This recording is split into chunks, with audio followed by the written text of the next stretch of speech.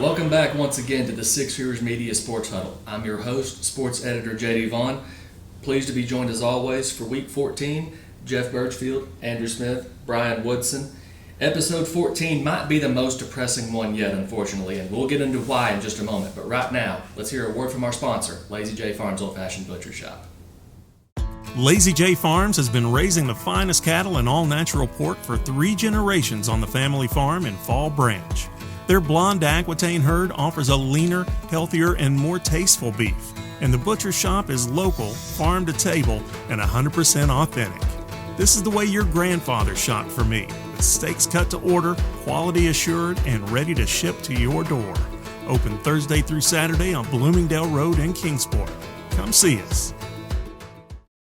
Well, guys, unless you're playing for Rye Cove or Greenville this week, the high school football season has come to a close in the Tri-Cities area. It's like Christmas. You wait on it so long, and then blink of an eye, it's gone. And I got to be honest with you, I'm already having withdrawals from the lack of football that will be this week going forward. But before we get too depressed, let's talk about the historic season in Clinchport, Virginia. The Rye Cove War Eagles, fresh off their first ever 10-0 season, and now 11-0, they have a chance to win 12 games for the first time ever this week.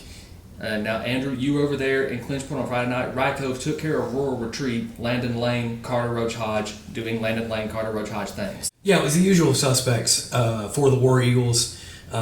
Looked like we might have a dogfight early. Rural Retreat, second play from scrimmage, takes an end around off the left side, 50-yard touchdown, grabs the lead. All right, we might have a dogfight. Landon Lane throws an interception on Rye Cove's first possession. A little dicey, but ultimately the Rye Cove defense makes the adjustments they need to make. The Rye Cove offense finds its groove on the ground with Lane and Roach Hodge, and they rattle off 55 unanswered to cruise to a first-round win. Lane himself had 92 yards on the ground and 115 yards passing. He threw 3 passes, none of them hit the ground. That interception and 2 completions that were both touchdowns. So, very smart utilization of the passing game by Gary Collier and the Eagles. Just as the game went on, you could just tell that Rye Cove was getting more and more comfortable defensively in terms of defending the option, setting the edge, linebackers coming up and filling gaps well. Just a very strong outing from Rye Cove, and given how they've played this year, hard not to expect that. Yeah. And just give you kind of perspective how far Rye Cove has come. When Gary Collier arrived in 2022, they hadn't been to the playoffs since 2011. And now, look at them. Boy, have they come a long way since then. The season continues for Rye Cove, but not for Dobyns-Bennett. The Indians come up on the short end of a second-round loss against Bearden, 26-7, the final, and the season ends for Region 1 6A champion Dobyns-Bennett. Naturally, the biggest loss aside from the game itself for Dobyns-Bennett was the loss of head coach Joey Christian. In the second quarter, he received back-to-back unsportsmanlike conduct penalties. Thus, he was ejected. Tight ends coach Jesse McMillan, who you may remember as the former volunteer head coach, came down from the press box and finished the game as the acting head coach. Penalties, a huge part of the game. Both teams flagged 15 times for a combined 272 yards. So, you talk about overkill, especially for this time of year.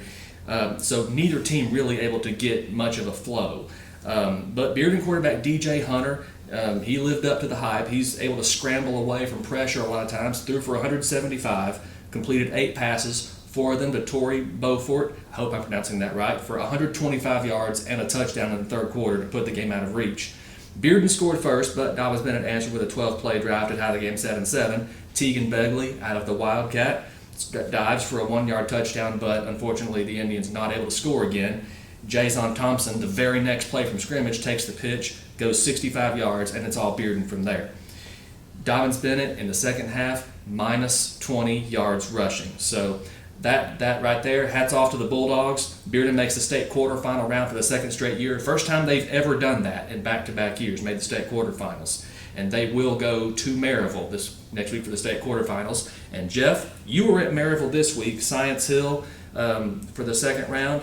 And the Rebels, let's just say, fared much better this time around. Yeah, last time when they played at Johnson City, Science Hill led most of the game, ended up coming back and winning 23-17 there in the last minute. But this time around, Maryville, took control of the game early. 17 state championships. I think Maryville overall, they're just, quite a tradition there. And, there's a third straight year that they've ended Science Hill's season in the playoffs. One unfortunate thing, you were talking officiating, that game got a little ugly. Got a lot of personal foul, a lot of unsportsmanlike penalties. Stacy Carter after the game was pretty aggravated. He's got to be careful what he says. He doesn't want to get anything from the TSSAA where he's, got some penalty against him. But, he basically is telling me it's a dangerous situation, when it gets like that. You saw that. You saw that on the field. The officials finally met with the players and stuff, tried to calm things down.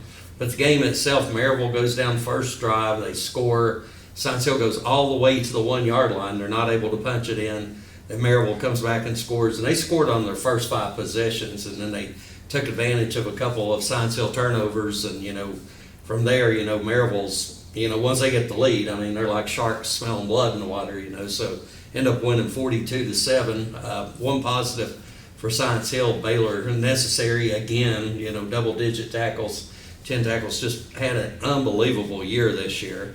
Aiden Perry comes in, there was some question last week. He had a deep thigh bruise, whether he was even going to play or not. But, anybody knows that kid knows how tough he is. And so he comes in, he actually scores the touchdown for Science Hill. And, just, a bad game, but you can't take away from what's been a terrific season for the Hilltoppers. They've really, just had a ton of great highlights. Obviously, the miracle win over Cleveland, sort of the top of the list. But, just a great season for Hilltoppers overall. It really was. Climbed as high as number 8 in the state rankings, came within seconds of beating Maryville the first time around. Brian Woodson, you made the journey to Bullitt Park this past Friday for the Region 2D playoffs in Virginia. Union, nothing fancy at all, but they found a winning formula against Gate City, and they stuck with it. Yeah, they did. It was Keith Chandler one way and Cam Bostic the other, and they just ran the whole game. And it was Chandler ended up 150 yards. He's a big kid, but he can run, and he's tough. And he scored 2 touchdowns in the first half. Cam Bostic's just a really talented athlete. He's a good basketball player too, and he just got loose a couple times to set up some touchdowns. Gate City struggled just to get anything going at all. Walker Hillman was held up. I had 31 yards.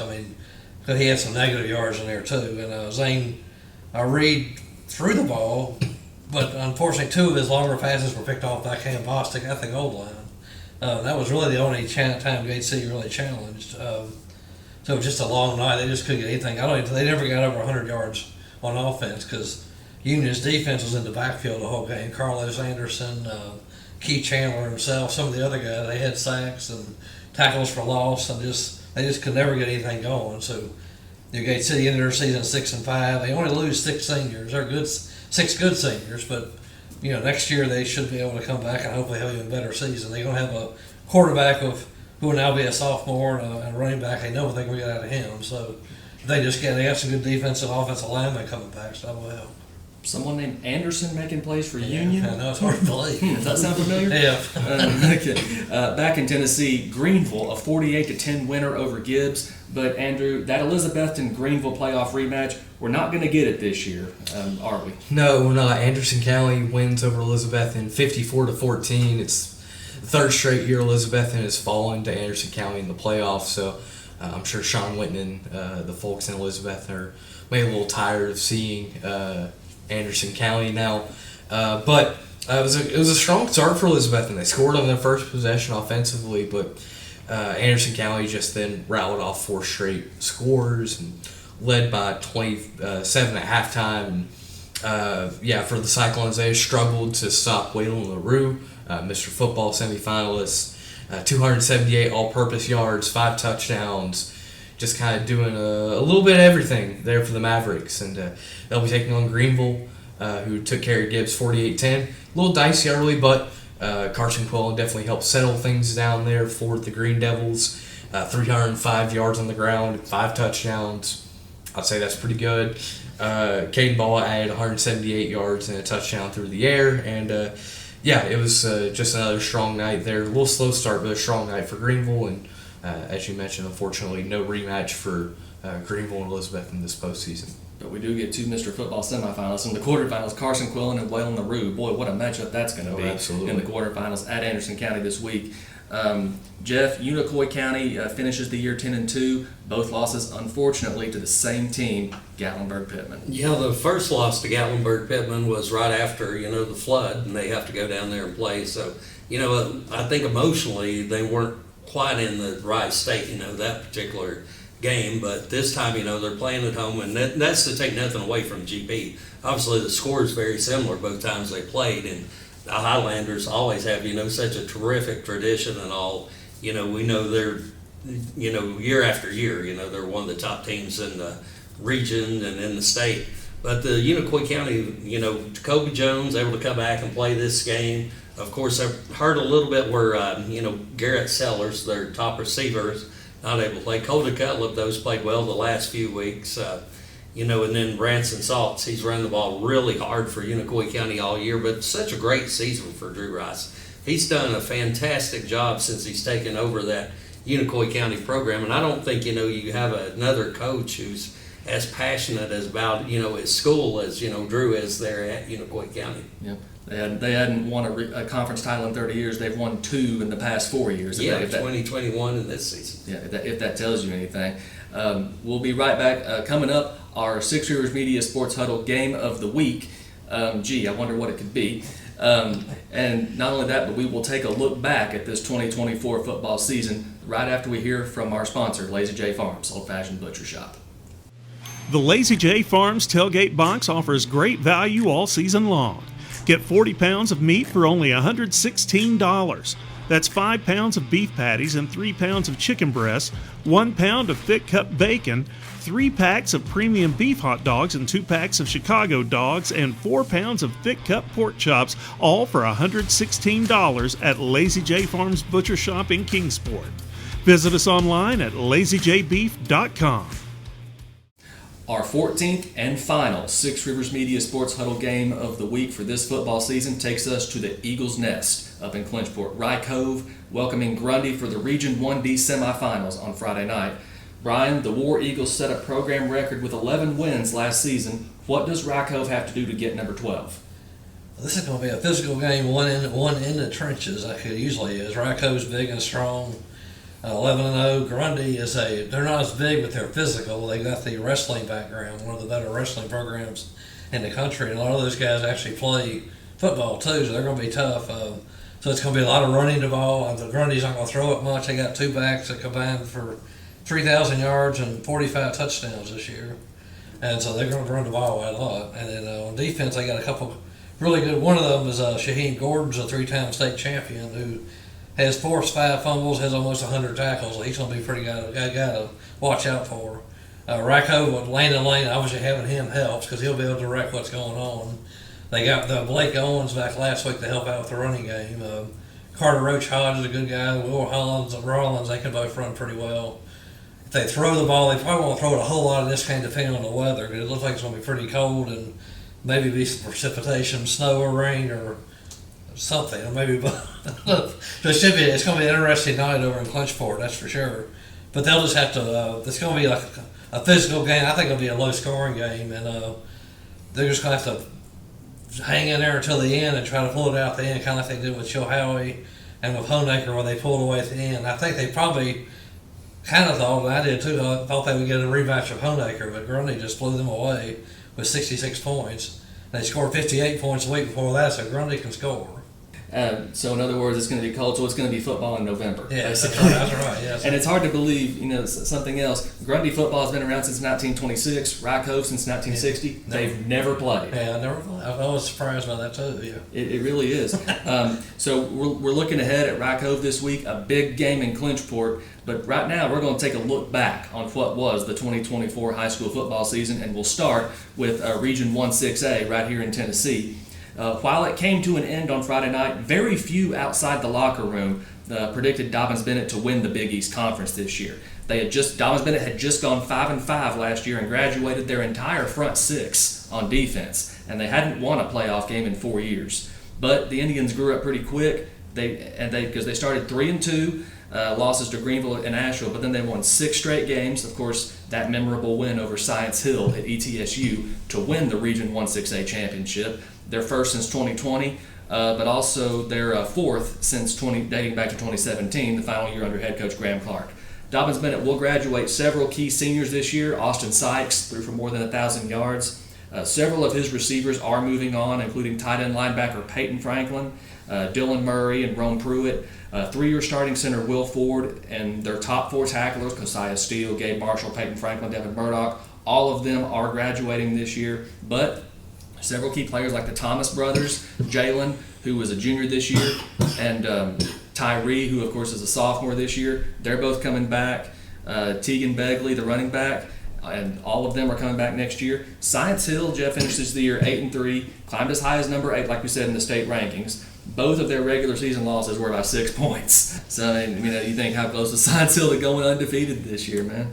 Well, they were really close undefeated. That first game with Maryville, they led most of that game. Maryville actually scores with 3 seconds left in the game after they stopped Science Hill, I think it's a 2:21 mark on a 4th and 1. So, they convert that, or they're able to stop, Maryville sometime during that drive. They win that game. Then you and I were both at the Dobbins Bennett Science Hill game. And Science Hill missed some scoring opportunities in that game and didn't really play their best game. You feel like if they did, and no disrespect at all to Dobbins Bennett, but you feel like Science Hill really had a team this year that was probably the best team in that league, But of course, you got to get it done on the field. Dobbins Bennett got it done that night. And 2 of the guys who helped Dobbins Bennett get it done are both coming back next year, Tyree and Jalen Thomas. What a game they had that night.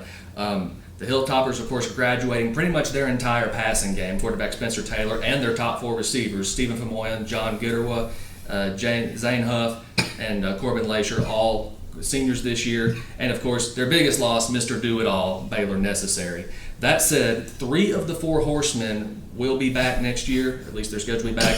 Aiden Perry, Ian Mathis, Malik Anderson, exactly. All of them, 2 of them will be seniors, and Malik Anderson just a junior next fall. So Science Hill does have something to look forward to for 2025. Yeah, and Malik Anderson, I don't know how much he'll carry the ball, because I think he'll take over a lot of the role that Necessary did, where he played linebacker and all, because he's a terrific player on the defensive side of the ball. If you look at their top tacklers, this year was Necessary, you had Fleeman, and then you had Anderson, after that. Yeah. Science Hill, of course, and they will get a quarterback who's not necessarily new next year, Cole Rasu, assuming things play out. Of course, obviously a long time between now and next fall. Someone else does have the time to win, but Cole Rasu, if it started tomorrow, he would probably be the guy. David Crockett, we saw a lot of growth from the Pioneers this fall. Not quite where they want to be as a program, but still a step ahead of where they were last year, going 3-7, missing the playoffs entirely. Started the year 4-1, got back into the playoffs. A.J. Wynn and John Hall, both of them sophomores, really just took over in the David Crockett backfield this year. Zeke Sloan also coming back next year, scored a lot of touchdowns on the ground and made a lot of plays at linebacker. Naturally, their biggest loss is going to be LaMarcus Dunn, the senior wide receiver. And also, did I mention he was the leader in receiving yards in all of Northeast Tennessee. He graduated, but Crockett making strides in the right direction. Tennessee High made strides this year. Won 6 straight games, finished 8-3 after that playoff loss at Powell. The biggest loss will be senior running back Trent Dowdell, more than 1,300 yards in the regular season, the second most behind Dominic Burleson in Northeast Tennessee. But the Vikings will get Elijah Plumbar back for 2 more years. He really shined in the second half of the season for Tennessee High. And looking down to classes 3A and 4A, Jeff, what a season for both Unicoi County and Johnson County. Unicoi County we talked about earlier. Maybe a little rebuilding for Elizabethton, but the Cyclones in good shape with what they've got coming back, especially this big junior class that'll be seniors next year.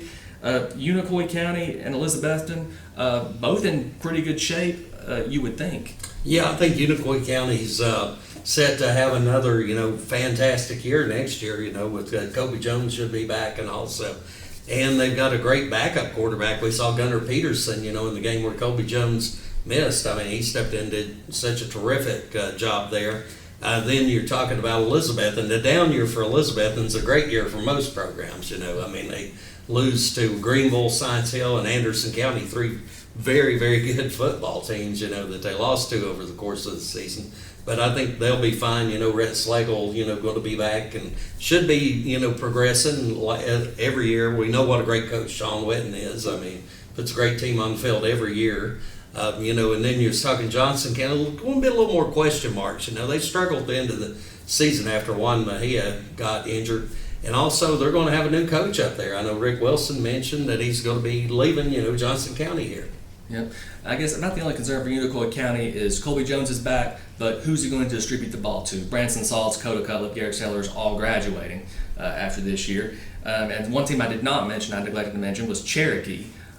Cherokee, of course, getting a lot of weapons back next year, including quarterback Landon Jeffers. Yeah, I mean, the Chiefs had a lot of good wins this year.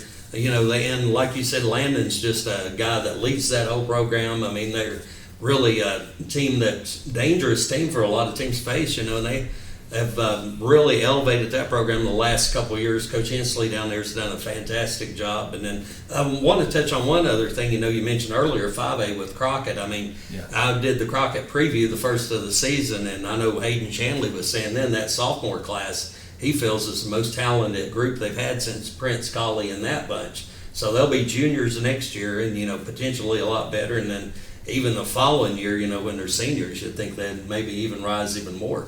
Yep. And obviously the biggest loss for Cherokee will be the running back Hayden Hook, who did a lot of their scoring this year. Andrew, looking down at classes 1A and 2A, Happy Valley once again gets that home playoff game so close to advancing for the first time in 7 years. What a job the Warriors did this year. Oh, absolutely. Tip of the cap to Jason Jarrett and the coaching staff there with the Warriors. Just being able to carry the momentum from one year to the next, I think, is such an underrated part of what Happy Valley was able to do this year. Obviously, last year they ended the year with 7 straight regular season wins, and they come out, play good football again. Not really one key cog on the offense, but kind of a little bit of everybody taking their turn running the football. And my goodness, was their defense strong. I think that might be an understatement even. The Happy Valley Warrior defense wreaked so much havoc throughout the course of the whole year. I got to see it against Unaka, a couple defensive scores in that game. Just overall, the job that Coach Jarrett has done there at Happy Valley, getting another home playoff game. You know that they are on the verge of making a run in the postseason now. Tip the cap to Happy Valley on another strong regular season. Yeah, and then when you talk about teams like Hampton and Cloudland, you talk about communities who were devastated by Hurricane Helene.